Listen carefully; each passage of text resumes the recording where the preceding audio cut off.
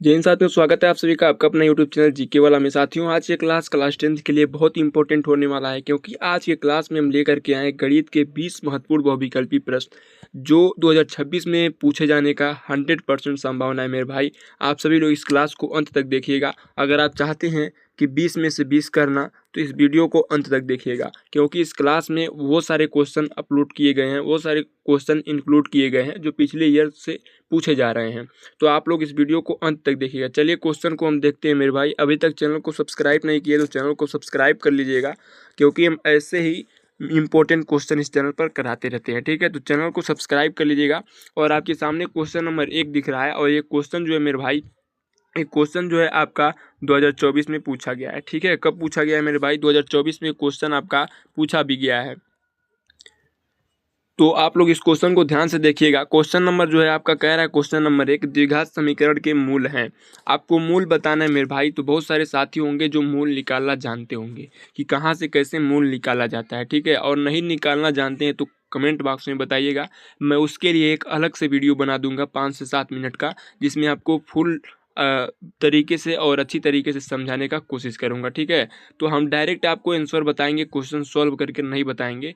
आप लोग हिंट हम दे रहे हैं, आप लोग समझने की कोशिश कीजिएगा। ठीक है, क्वेश्चन नंबर 1 का जो राइट आंसर होगा मेरे भाई, ऑप्शन नंबर ए हो जाएगा। और सारे क्वेश्चन को आप लोग याद करते रहिएगा, रिवीजन करते रहिएगा, नोट करते रहिएगा, और लास्ट में बताइएगा कितने क्वेश्चन आप राइट किए हैं। और टोटल क्वेश्चन आपका है 20 क्वेश्चन। ठीक है, तो रिवीजन करते रहिएगा आप सभी लोग, और यही क्वेश्चन जो है हमको लग रहा है इस बार पूछे जाएंगे। ठीक है, क्वेश्चन नंबर 2 को हम लोग देखेंगे। क्वेश्चन नंबर 2 है आपकी स्क्रीन पे। यहाँ पे यदि समीकरण के मूल है तो यहाँ पे पूछ रहा है। ठीक है, ध्यान दीजिएगा थोड़ा। यहाँ पे क्वेश्चन मेरे भाई थोड़ा सा यहाँ पे डिस्टर्ब हो गया है। देखिए यहाँ पे खाली स्थान, इसको हम क्वेश्चन को छोड़ते हैं। ठीक है, ये भी क्वेश्चन इंपॉर्टेंट है, और ये क्वेश्चन 2023 में पूछा गया है। ठीक है, लेकिन थोड़ा सा यहाँ पे डिस्टर्ब हो गया है। क्वेश्चन नंबर हम लोग अगला देखेंगे, क्वेश्चन नंबर 3। ठीक है, बहुत ही इंपॉर्टेंट क्वेश्चन है। और क्वेश्चन नंबर जो 3 कह रहा है मेरे भाई, यहाँ पे पढ़िएगा आप सभी लोग ध्यान से। और कभी भी क्वेश्चन को हल कीजिए तो सबसे पहले क्वेश्चन को समझ लीजिए, तब क्वेश्चन को हल कीजिए। ठीक है, दिया हुआ है, यदि दो संख्याओं का एचसीएफ 16 तथा एलसीएम इतना है और एक संख्या 64 हो तो दूसरी संख्या क्या है? तो बहुत सिंपल है मेरे भाई, इसको आप लोग आसानी से ज्ञात कर सकते हैं।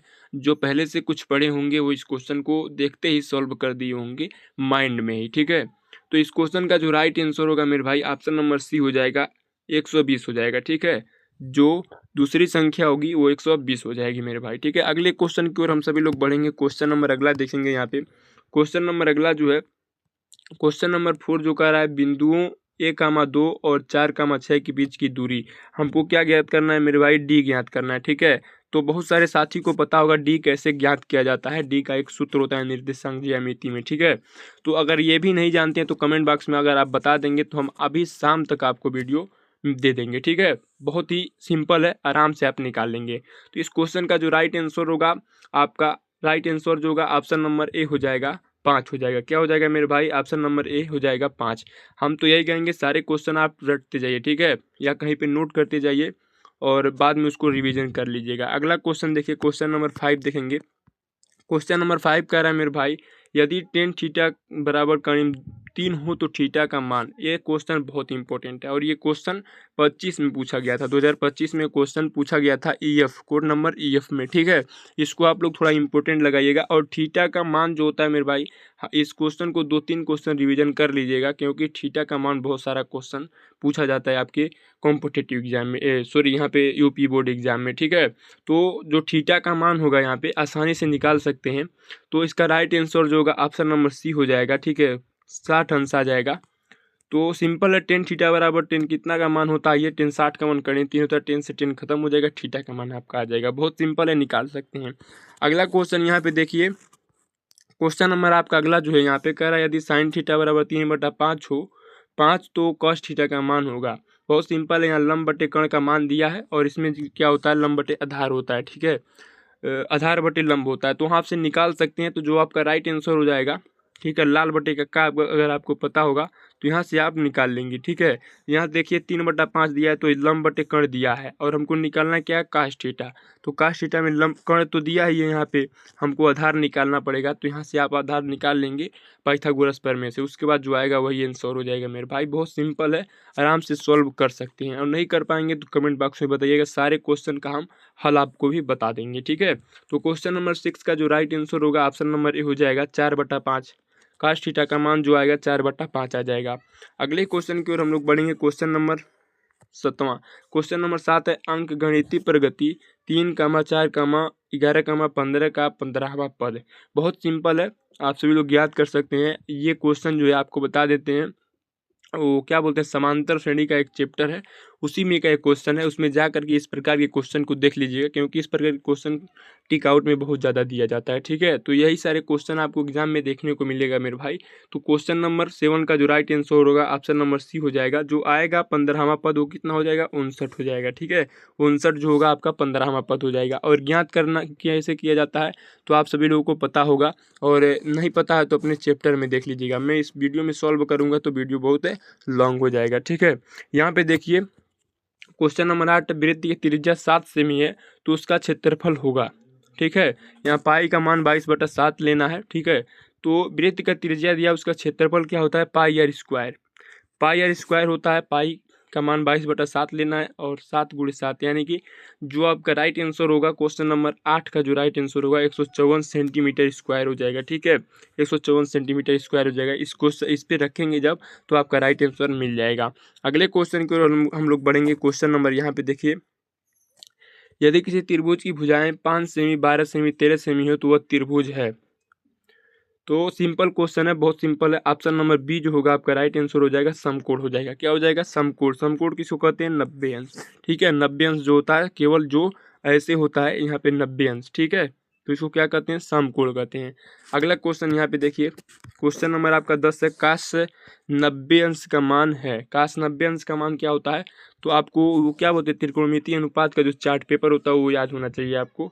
क्या कि काश कितना, काश 30 अंश का मान, साइन 90 का मान, टेन 90 का मान, ये सब आपको पता होना चाहिए, क्योंकि इससे बहुत सारा क्वेश्चन आपके ऑब्जेक्टिव क्वेश्चन बनता है मेरे भाई। ठीक है, तो काश 90 अंश का मान जो होता है वो कितना होता है, तो 0 होता है। क्या होता है, 0 होता है। ऑप्शन नंबर डी जो होगा आपका राइट आंसर हो जाएगा। सबसे छोटी अभाज्य संख्या होती है, बहुत ही इंपॉर्टेंट क्वेश्चन है और इसको हल्के में मत लीजिएगा। और ये क्वेश्चन जो आपको बता दें 25 में पूछा गया है। ठीक है, ईसी में, किसमें, कोड नंबर ईसी में। ठीक है, तो इसको आप लोग देख लीजिएगा, बहुत ही इंपॉर्टेंट क्वेश्चन है। और इसका जो राइट आंसर होगा वो 2 हो जाएगा। ठीक है मेरे भाई, सबसे छोटी अभाज्य संख्या 2 होती है, याद रखिएगा इस क्वेश्चन को। अगला क्वेश्चन इसी क्रम में हम लोग देखेंगे। यहाँ पे क्वेश्चन नंबर 12 कह रहा है 2x + 3y = 13 तथा 4x + 6y = 26 का हल है। ठीक है, 26 का हल है। तो ये हल करेंगे, आप सभी को पता है कैसे हल करना है, और नहीं पता है तो वो भी कमेंट बॉक्स में बताइएगा। सारा क्वेश्चन हम आपको मेरे भाई बता देंगे। ठीक है, घबराने की ज़रूरत नहीं है। तो इस क्वेश्चन का जो राइट आंसर होगा वो ऑप्शन नंबर बी हो जाएगा, अनंत हल होगा। ठीक है, और कैसे अनंत हल होता है, कैसे अद्वितीय हल होता है, कोई हल नहीं होता है, ये आपको पता है। ठीक है, द्विघात समीकरण का एक क्वेश्चन है, बहुत सिंपल क्वेश्चन है। अगला क्वेश्चन यहाँ पे देखिए, क्वेश्चन नंबर 13 है, यदि किसी घटना की प्रायिकता 0 है तो घटना है, वो घटना क्या होगी मेरे भाई, ये तो समझने वाली बात है। यदि किसी घटना की प्रायिकता 0 है तो क्या होगी, असंभव हो जाएगा। क्या हो जाएगा, असंभव हो जाएगा। ऑप्शन नंबर बी जो होगा आपका राइट आंसर हो जाएगा। और प्रायिकता को भी देख लीजिएगा, प्रायिकता से बहुत सारे क्वेश्चन बनते हैं। क्वेश्चन नंबर 14 है, कणिम 2 का मान लगभग है। कणिम 2 का मान लगभग में बताना है आपको कि कणिम 2 का मान कितना होता है, तो 1.41 होता है। क्या होता है, 1.41 होता है। ठीक है, ऑप्शन नंबर ए में आप सभी लोग साक्षात देख सकते हैं। अगला क्वेश्चन यहाँ पे देखिए, यदि घन की भुजा 5 सेमी है तो उसका आयतन, तो घन का आयतन क्या होता है मेरे भाई, 1 क्यूब होता है। ठीक है, तो ए का मान, भुजा का मान हमको दिया है, तो 1 के जगह पे 5 लिख देंगे, 5 के घन कर देंगे, 125 आ जाएगा। ऑप्शन में आपको 125 दिख रहा है। सिंपल क्वेश्चन है, बहुत सिंपल क्वेश्चन है, और जो नहीं पढ़े होंगे उनके लिए तो हार्ड होगा। ठीक है, लेकिन पढ़िए। क्वेश्चन नंबर आपका 16 है, यदि 2 रेखाएं समांतर हैं तो उनके बीच की दूरी होती है, क्या होती है, तो 2 रेखाएं समान है, अगर 2 रेखाएं अगर समान है तो उनके बीच की दूरी भी समान होगी। क्या होगी, समान होगी। ऑप्शन नंबर सी जो होगा आपका राइट आंसर हो जाएगा। अगला क्वेश्चन देखेंगे, क्वेश्चन नंबर 17 है आपका, समीकरण के वास्तविक मूल है, समीकरण के वास्तविक मूल हैं आपको बताना है। समीकरण यहाँ पे नहीं दिया है, ठीक है। तो इस क्वेश्चन को हम लोग बाईकाट करेंगे। अगला क्वेश्चन यहाँ पे देखेंगे 1 से 26 तक, 1 से 20 तक अभाज्य संख्याओं की संख्या है। यानी कि 1 से 20 तक के बीच में कितने अभाज्य संख्याएं आएंगी ये आपको बताना है। तो 8 अभाज्य संख्याएं आएंगी मेरे भाई, ठीक है। तो आप सभी लोग ज्ञात भी कर सकते हैं, अगर ये नहीं पता, एग्जैक्ट नहीं पता है तो ज्ञात भी कर सकते हैं। कैसे ज्ञात करेंगे कि वह संख्या ऐसी संख्या ढूंढिए जो एक या स्वयं के अतिरिक्त किसी अन्य संख्या से न कटे, ठीक है। जैसे में मान लीजिए 3 जो होगा या तो 1 से कटेगा या तो 3 से कटेगा। उसी प्रकार से 5 ले लीजिए, 5 या तो अपने आप से कटेगा या तो 5 ही से या तो 1 से कटेगा। तो ऐसी संख्या ढूंढिए जो एक या स्वयं से कटे, बाकी किसी अन्य संख्या से न कटे, वो अभाज्य संख्या होती है। तो ऐसे आप 1 से 100 तक भी ज्ञात कर सकते हैं कितनी अभाज्य संख्याएं होती हैं, कितनी भाज्य संख्या होती हैं। अगला क्वेश्चन यहाँ पे देखिए, यदि AP का प्रथम पद 5 और अंतर 3 है तो 10वां पद है। बहुत सिंपल है, प्रथम पद और अंतिम पद दिया है तो 10वां पद आप ज्ञात कर सकते हैं। और 10वां पद क्या होगा, तो आपका ऑप्शन नंबर बी हो जाएगा 32। क्या हो जाएगा, 32 हो जाएगा। जो 10वां पद आएगा वो आपका 32 हो जाएगा। यहाँ पे प्रथम पद भी दिया है, अंतिम पद भी दिया है, तो आराम से ज्ञात कर सकते हैं। अगला क्वेश्चन और लास्ट क्वेश्चन रहेगा। और अभी आप सभी लोग कमेंट बॉक्स में बताइएगा कितने क्वेश्चन अपने आप सही किए हैं और कितने गलत किए हैं। कमेंट बॉक्स में देखते हैं कितने साथी लोग बताते हैं। क्वेश्चन नंबर 20 का जो राइट आंसर होगा आपका कौन सा होगा, यदि काश थीटा बराबर 1 हो तो थीटा का मान। देखिए यहाँ पे 2 क्वेश्चन आपको थीटा से संबंधित मिल गए, ठीक है। तो इसीलिए कह रहे हैं कि 4 से 5 क्वेश्चन आप लोग थीटा का मान निकालने वाला रिवीजन कर लीजिएगा, ठीक है। तो क्वेश्चन नंबर 20 का जो राइट आंसर होगा ऑप्शन नंबर ए हो जाएगा 0 अंश। क्या हो जाएगा, 0 अंश हो जाएगा। तो इस प्रकार से क्लास समाप्त हो रहा है। और आप सभी लोग कमेंट बॉक्स में बताइए कैसा लगा क्लास और कितने क्वेश्चन आप राइट किए हैं। और अगर चाहते हैं और भी सब्जेक्ट का क्लास चाहते हैं और भी वो विकल्पी क्वेश्चन, तो आप सभी लोग कमेंट बॉक्स में बताइएगा मेरे भाई। मिलते हैं अगले नेक्स्ट क्लास में, तब तक के लिए धन्यवाद, जय हिंद।